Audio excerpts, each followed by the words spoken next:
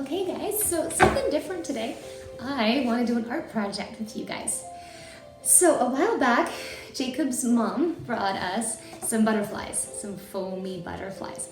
And I saved them for after Easter when it would be springtime and we would do a spring art project.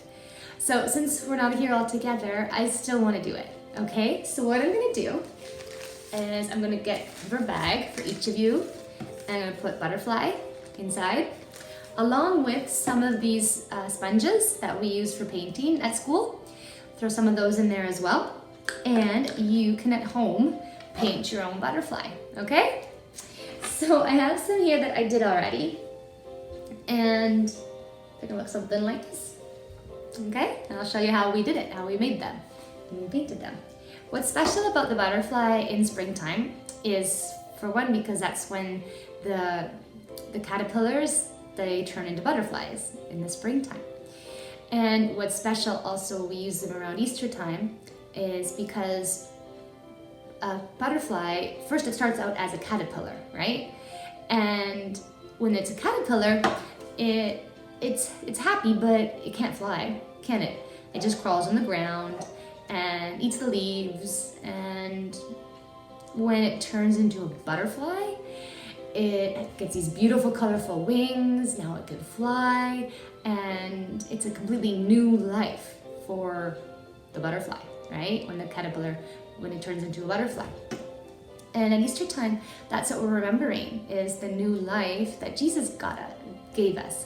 When he died on the cross and when he rose to life again, that new life that was his because he came to life again, that's our new life too. He gave that to us.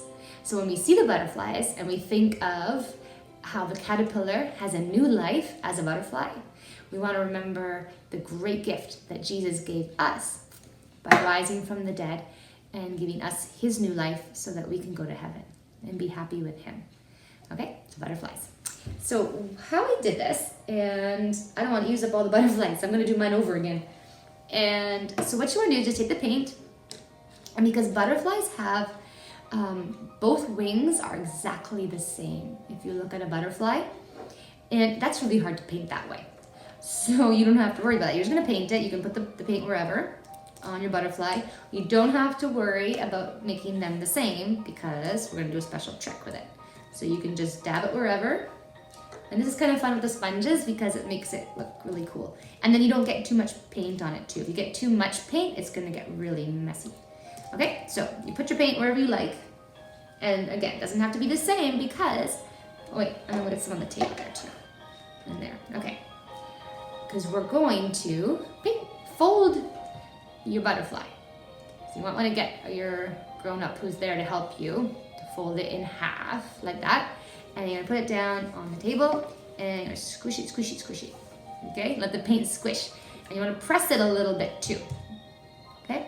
And you want to make sure, you can do this with paper butterflies too, if you want to make some paper ones and paint them, put some paint all over it and then fold it. And just make sure that you don't let the paint dry or it's not going to work the same way, okay? So the foam is nice because it doesn't dry for a while. So you folded your butterfly, you squished it, squish, squish, squish, and now you're going to open it. And when you open it, you're going to see, my fingers are getting very painty. There, isn't that neat? So the paint that I use, and now with squishing it, it spreads it out and it makes it both the same on each side and it looks really pretty. You like it? I do too, I like it. So you can let it dry and maybe you can put some eyes on it if you want. I didn't paint the antenna. You want to paint that too. So for butterflies, that is how they smell, is how they eat, is with their antenna. Okay, there we go. Now the tricky thing is, I got paint, is you're going to paint them and you're going to let them dry, but I want you to bring them back here. You can get your moms and dads to drop them off in our mailbox. Make sure you put your name on it, and like we do in school, remember, put your name on it before you paint it or after it dries, because you won't get them mixed up because they're at your house. At school, we always make sure, right? Put your name on it first. Put your name on it and then bring it back to school, drop it in our mailbox, because I want to hang them on our windows, just like we would if you were here at school. We would have hung them up on our windows. So I'm going to do that. And then I'll post a picture of it, of how pretty it looks. And when you guys do come back to school, maybe they'll still be up there on the windows and you guys can see everybody's butterflies up on the windows. Okay, so have fun with it.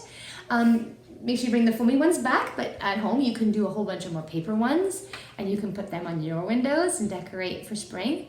And it looks really fun if you try different colors. You can try even mixing. I just had green and purple and blue. But if you have red and yellow and blue, red, yellow, and blue, because those are the primary colors. When you put them on your butterfly and they might mix together, you're gonna get different colors and you can experiment with that and see how that works, okay? So have fun with it and I can't wait to see your beautiful butterflies. All right, enjoy guys.